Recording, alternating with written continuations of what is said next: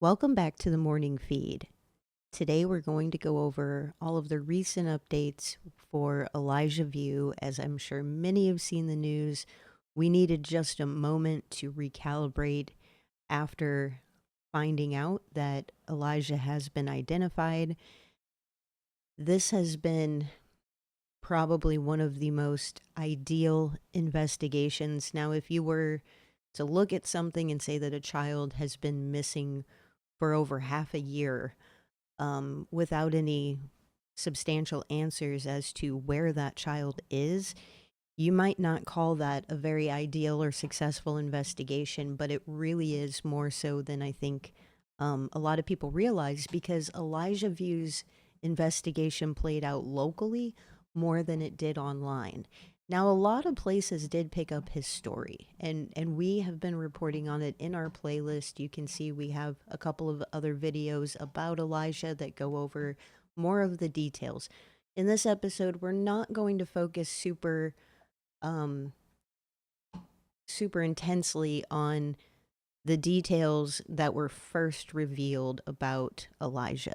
So, we are going to go over the press conference. We are going to talk about the local atmosphere and what happened.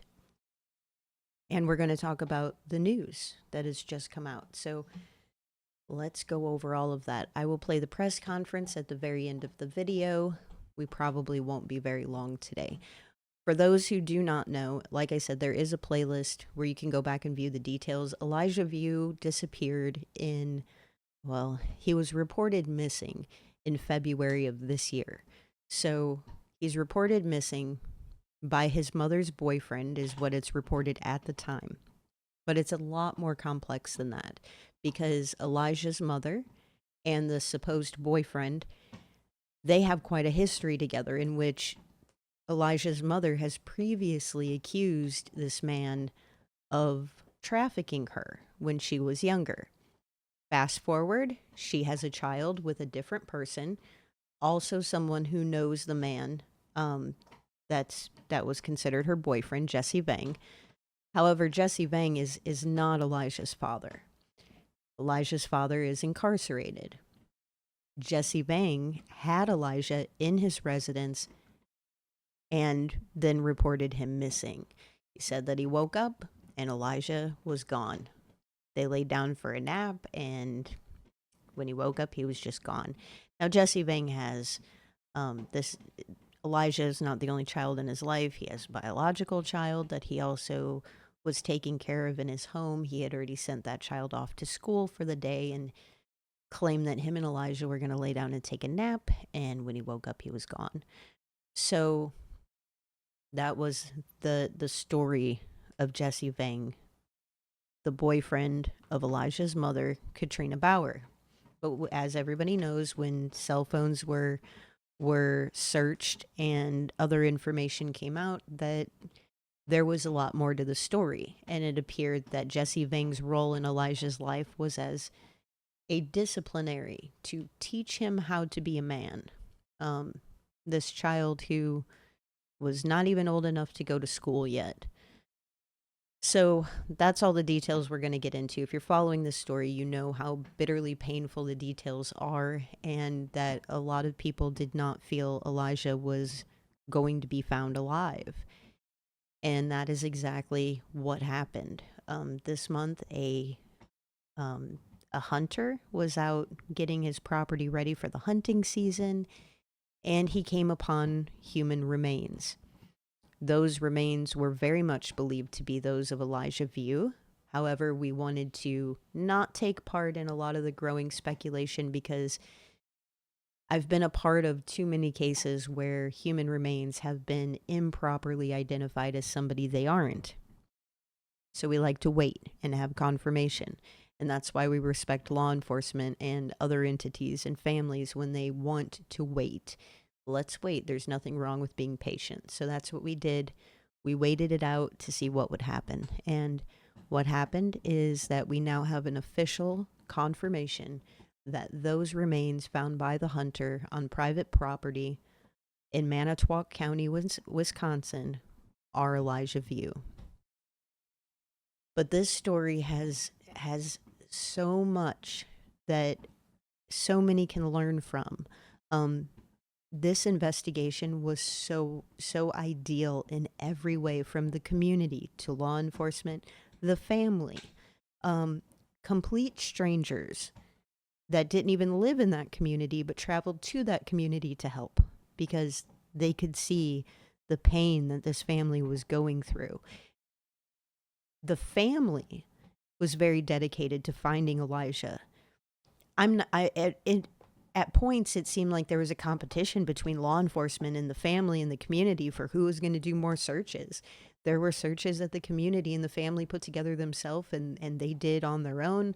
There was ones, led out by law enforcement. There are searches law enforcement did on their own. They invited in other agencies, other jurisdictions. Um, the FBI was willingly, invited in to help them figure out anything they possibly could. The suspects were taken into custody, and they have their justice system has done every single thing they possibly can to hold them there. They have had to make some modifications to bond, but luckily bond has not been able to be reached by either of the parties, so they have remained um, in custody since they were arrested for neglect related to Elijah, and another child. So that's that's kind of where we're at as far as the news. Now, earlier, a couple months ago, there were talks of a plea hearing for Katrina Bauer. We're not sure of the exact details. We know a little bit, but we're not sure of all of the exact details of what she planned to plea to. However, that didn't happen. Her lawyer had to ask to withdraw because of a conflict, and she was given a new lawyer. That lawyer was given some time to get caught up. New status conferences were set. There is no plea negotiation hearing or anything like that on the docket at this very moment. But we're going to transfer over. So let's take our screen over to that docket. So this docket particularly, I'm going to show you both. One is for Katrina, one is for Jesse. I'm going to show you these real quick, and then I'm going to get back to talking about the local situation that I'm just so impressed by with this investigation. So this docket that I'm showing you right here, you can see all the way at the top. Go here. This is for Katrina, and her next status conference is going to be held in October. I believe it is October 22nd, is it? There's one for both of them. Let's just make sure we get the right one. One is September and one is October, but I just want to give you the right one. Also, if you go to themorningfeed.com and you click on the calendar, you will be able to see these court dates, and I'll update them if there's any kind of changes or anything like that. So they're there as well if you happen to forget. However, let's look here. I know that there is, I'll tell you what, we're just going to go over to the morning feed real quick just to make sure that we have this correct. All right, so you go over to the calendar here and you can see, yeah, so September 27th. Sorry about that. That I should have had that ready. September the 27th will be Jesse Vang's status conference. And then fast forward to October, and October 14th, October 22nd, we have Katrina Bauer, who will have her status conference. Now, I just want to point out that Katrina Bauer and Jesse Vang could have much sooner court appearances, depending on when charges are filed and things like that, because there will be a whole new court process after finding Elijah. So we're going to wait, and as soon as all of that comes down and any changes are made, court appearances are scheduled, anything like that, we'll keep you updated as this moves forward. Now, as far as the local effort, it has been wild. And I mean truly, truly wild. Locally, There are very few places that were not searched. They have searched so many places to the point that random names have been inserted as possible people of interest into the investigation, all because um, of the places that were searched. But it doesn't really have anything to do with it. Like, for starters, the salvage yard. A lot of people are saying that a certain person of interest could have done something to Elijah because they searched the salvage yard. Well, that's not the case at all. They searched it to be thorough. They searched a lot of things just to be thorough. In fact, there were many searches done close to where he was found. Searchers were not far from Elijah many times, and that's very, very difficult. This case also shows you just how difficult it is to search for somebody um if they have been discarded of in a very disgusting way, because this is inhumane. It's disgusting. It's we don't just treat people like this and discard them. That is not the civilized society that we are supposed to be. So um this is just, it just goes to show how difficult it is. People always say, but they were, they're out, they say they're out searching, but they're not finding anything. Yeah, unfortunately, that is what happens at times.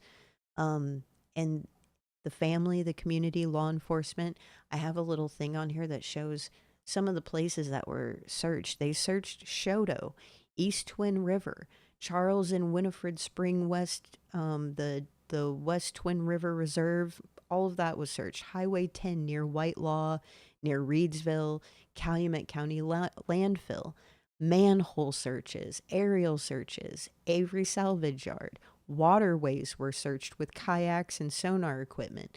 They had a 70-team drone search that came in voluntarily. And that's just to name a little bit of what was done by the family, by the community, by law enforcement, and also by complete strangers outside of their area that came in to try to help. So, this is the way it's supposed to look. Not a lot of people reported on this case in a consistent way, like you see with missing children like Summer Wells, Michael Vaughn, Dylan Ayler. Now, some may think, well, there wasn't really much to report on. Oh, there was tons to report on. These people were working every day, very hard. The family never stopped, to their own demise, to their own financial, um, their own financial output and what they've done. And of course, the community helped. I mean, they showed up. People have supplied food. People have supplied anything they possibly could, but they never stopped. And there was plenty to talk about all the time with this case. But there were not a lot of details that could be manipulated. All the bad stuff was really known about. The people of interest, suspects, I believe they were officially, considered suspects. So given the evidence found on their phones alone, it was a pretty clear cut situation. You couldn't manipulate the details. You couldn't say, "Oh, this person did it," and law enforcement isn't doing anything about it. Law enforcement was very much doing everything they could about it. So was the justice system, the community, the family. The family showed up in court at every single court appearance they possibly could, begging the judge to please keep these two people in custody.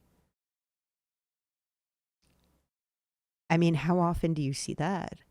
Where the family shows up and says, no, they're horrible people. We want to know where this child is who belongs to our family, and we're not going to stop. And you need to keep them right where they are. That's what their family did every single time. And that's what the court system was able to do. Not in an unfair way, but they were just able to stick to having a bond. And luckily, it was a bond that neither one of them have been able to afford as of yet. So, very helpful. Hopefully, we'll get even more charges before they do come up with some kind of money where they could get out. So, This investigation has been so ideal. There wasn't a lot of course, you get rumor with any case. That always happens. But there wasn't a lot of mudslinging in this case. There wasn't a lot of manipulation of the facts or pointing to different people.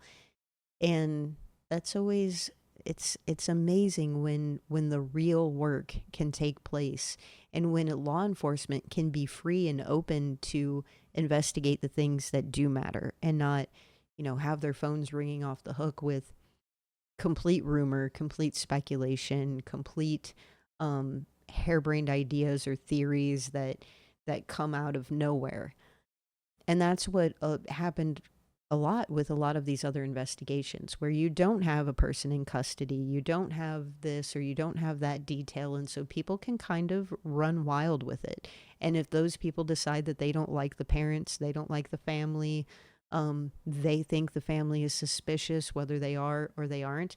A family can be suspicious, but it doesn't mean that that suspicion rises to the level of taking another person's life. And that's hard for people to accept. If they don't like somebody, they just want to find them responsible for something. Um, but none of that happened with this case. It was very dedicated to Elijah, right where the focus should be, and eventually it led to answers. A hunter was trying to get his property ready for the season, and he happened to stumble on it. Thank God he called. And this is why we have to do our episode that I've been trying to get out about what to do when you stumble upon bones or how to recognize them to know if it's animal or not. I have to get that out because it's so important. If you're going out hiking, you're going out hunting, if you're going for a leisurely walk, anything you do like that, you could stumble upon things like this, and it could it could be, you could be the difference of providing answers to a family if you happen to stumble on something and maybe you just think, oh, that's some kind of animal or something. Maybe it's not. And if you can recognize that a little better, it can be very helpful. But this hunter definitely recognized. He made the phone call. They got out in full force. They brought everybody out properly, um, properly went through the area, properly preserved everything that they could, got an identification, and now we'll be moving on to the next phases of this investigation as the family now has to deal with the fact that this has been confirmed. You can hear it in the voice of law enforcement when you listen to the press conference. You could hear it in their voice when they gave all their other press conferences. This little boy has had a huge impact on this community, and this community has become very proud of what Elijah View has done to bring them all together. Um, just one little boy's face and his smile and his story brought together this whole community to do the right thing, to band together, to show up, to search, to hold a birthday party for Elijah just to bring awareness. They held other events in town just to bring awareness. They put his picture out, put his flyer out, did media interviews, showed up at every court proceeding. The court literally had to tell the community, you cannot wear certain shirts into the courthouse because of the ongoing matter with Katrina Bauer and Jesse Vang, who are currently being held for child neglect in relation to Elijah View. The shirts had Elijah's name on them, and I'm trying to remember what some of the shirts said, that they didn't want him bringing them into court. But anyways, they had to address the community about that to keep the court process fair. And of course, we always want a fair court process. That way, we can say that if a person is sentenced, they are rightfully doing their time. That nothing was unfair, nothing was done maliciously. So, I mean, this community is so heartbroken over this news. And it's another reason that I waited until we put this episode together. And it's why this episode isn't a typical one. I just wanted to kind of talk about Elijah and talk about the impact that he had, not only on the extended family who are searching for him, but also just this community. Um, it has brought out the best in their community, and law enforcement said the same thing. It truly has brought out the best in all of the people who showed up for Elijah. I'm not sure what else you could ask for in a situation like this. Um, Someone in your community as an absolutely tragic situation that they don't have answers for, and just the whole community rallied together to find those answers. I'm sure many of them feel like they weren't successful, but they were wildly successful because they did absolutely everything they could. They showed up, and that's all you can do. And that's the best thing you can do. And they did it. Every single search, anytime that they thought that they could be useful, they showed up, and that's what they did. They just did not stop. So while this is very unfortunate, Elijah View will be Elijah View will be very fondly remembered by many, many people. People who absolutely would love nothing more if they could have intervened in his situation, to show that little boy the love that he deserved rather than the treatment that he got. So our extreme condolences to the family, just wrapped in as much love as we possibly can send over to them. And also the people who got involved and ended up being changed forever by Elijah View. And I promise you that when they hear stories like this locally again, they're going to show up. They're going to have a whole different outlook and understanding for, helping a family find answers, whatever that looks like, whatever that means. Justice, investigations, everything is on a case by case basis. But the way we approach it, our philosophy, and how we interact with the people, with the victims, um, makes all the difference in an era where so much is being done to support criminals and to bolster criminals. Let's make sure that we always remember the victims. Let's make sure that we always remember why we're here, what we're doing, because this is very, very important. Um, in these cases, the criminals do get propped up a lot. And so we use their photos on a limited basis. Sometimes when there's court appearances or things like that, like on our calendar, we do have their face next to their court date.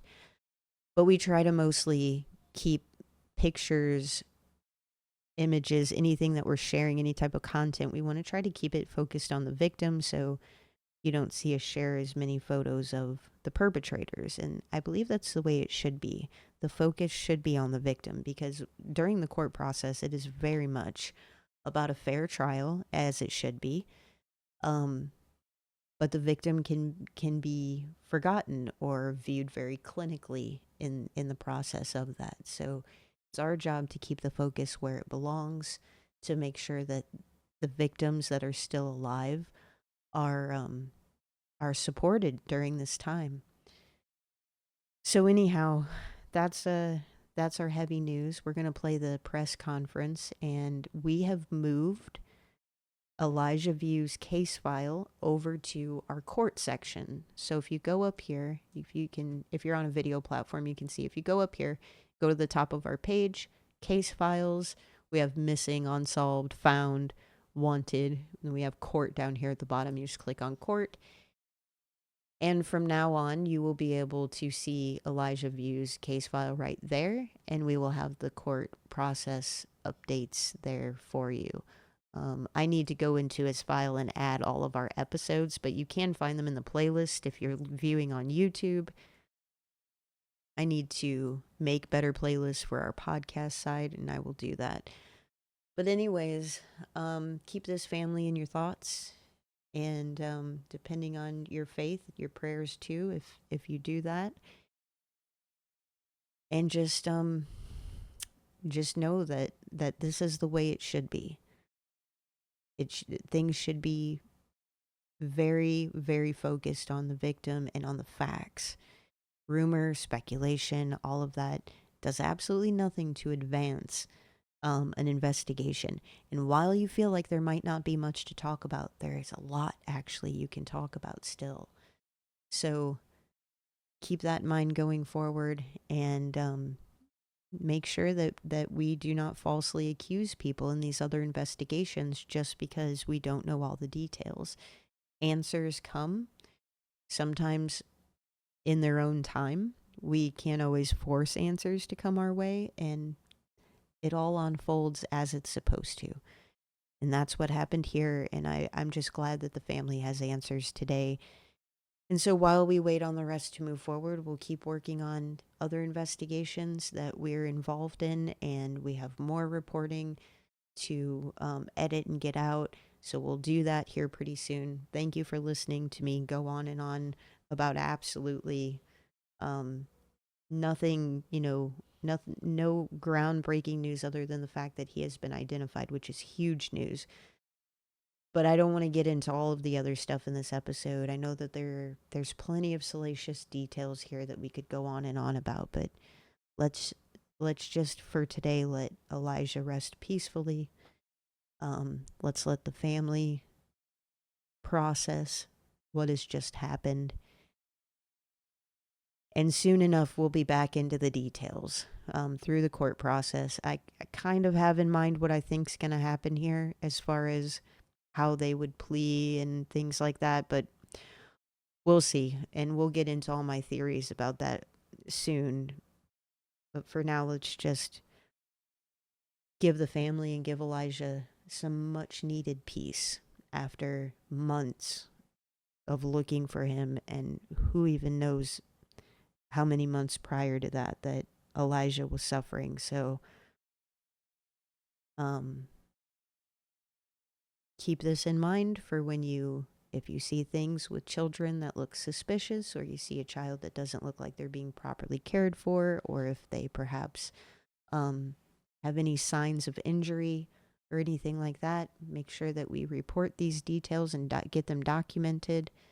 I know it's frustrating when things don't immediately happen to protect a child, and that's happening far too often in our systems. But doing your part is what's needed, and if nothing else, getting something documented at the time can be very helpful and can eventually prevent further harm in a situation like Elijah was going through. So always keep that in mind, even though it's discouraging to report things and not see immediate action taken. Always report it. Always make sure that you're part of the document trail that keeps children safe. Since the moment that we took the call on February 20th of this year for Elijah Vu being missing, Elijah has been our top priority and will remain our top priority. Because we are committed to open and honest communication with our community, we are holding this press briefing. Chief Ben Meinert of the Two Rivers Police Department will be sharing important updates with you all. Meinert's last name is spelled Meinnert. We will not be taking any questioning during or following the press briefing because we are already sharing all of the information that we are able to provide to you at this time. There will be a packet available for you containing the information that Chief will be sharing, and I will provide that to you following the press briefing. Chief Meinert.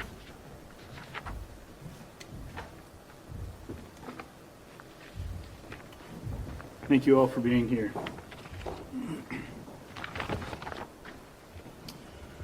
Last Saturday, Sheriff Hartwig called me immediately upon learning his deputies were responding to investigate a report of skeletal remains found by someone in the town of Two Rivers. With night falling near, The entire area was secured while a variety of resources were gathered to investigate. Ultimately, a forensic anthropologist with the Wisconsin State Crime Laboratories was able to confirm a skull and bones as human remains. On Sunday, my staff assisted the Manitowoc County Sheriff's Office, Department of Justice, Division of Criminal Investigation, and the Wisconsin Crime Lab with recovery of those remains and any associated evidence. The intentions of our team were to first notify family of the discovery and then alert the public. Prior to that, however, reports went out on social media and other platforms, some of which were false and most of which had yet to be confirmed. While we do feel it's important to share information with the public, our first priority is Elijah and the integrity of the investigation, as well as communication with the family. These are the facts that I can share. The remains were found on private property by a person getting his land ready for the hunting season. This land was not on Manitou Girl Scout camp property, but rather a thick wooded area with heavy underbrush, just to the north of Manitou. This location is just over 3 miles northwest of where he originally was reported missing. This area had been searched several times, as had been reported, by law enforcement searches, by private searches, by the landowner, by air, and with various search and rescue teams. Despite all those previous efforts and throughout different conditions and changing seasons, we continued searching and even had continued searches scheduled as early as next week. The remains found by the hunter and recovered by law enforcement were taken to the Wisconsin Crime Lab for DNA testing to identify the person. It is with a heavy heart that I announce to you today those remains were identified as Elijah Booth. With that news and following this briefing, the Amber Alert will be canceled. As soon as Elijah was identified, we notified his family. I ask that you respect them and allow them to grieve.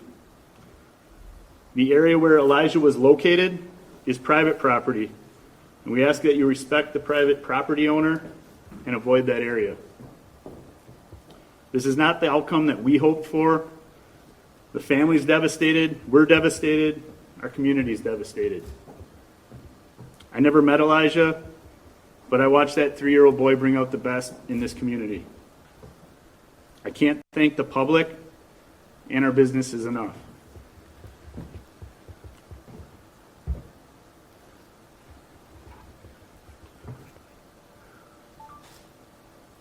Thank you, DCI, for continuing to lead this investigation, FBI for their support, and our local, state, and federal law enforcement and fire departments, as well as the numerous neighboring agencies.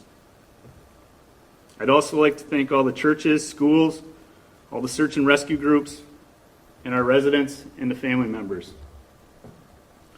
Thank you to all that the various city employees have done. The efforts of all of you and many others help bring conclusion to this phase of the investigation. What started out as a search for a missing boy is now a death investigation. Although we understand your desire for information, we can't share every detail, and we must maintain the integrity of the investigation. We know the family and the community has a lot of questions. This is a process that will take a great deal of time, and we'll do everything we can in this investigation to answer those questions. Going forward, we'll continue to share updates provided from DCI and the Manitowoc County DA. We will receive them, and we will continue to be your sole source of accurate information. Now that we know the location of where Elijah was located, off Christy Bob Lane and Manitou Drive, we ask that anybody with any information, if you haven't previously provided it or you think it may be useful in this investigation, to please contact law enforcement. Again, my assistant chief will provide you with the information on how to do so, if you can. And again, thank you all for being here. Chief, when do we expect a death investigation or autopsy? Sorry, as a reminder, there will not be any When would questions. that autopsy?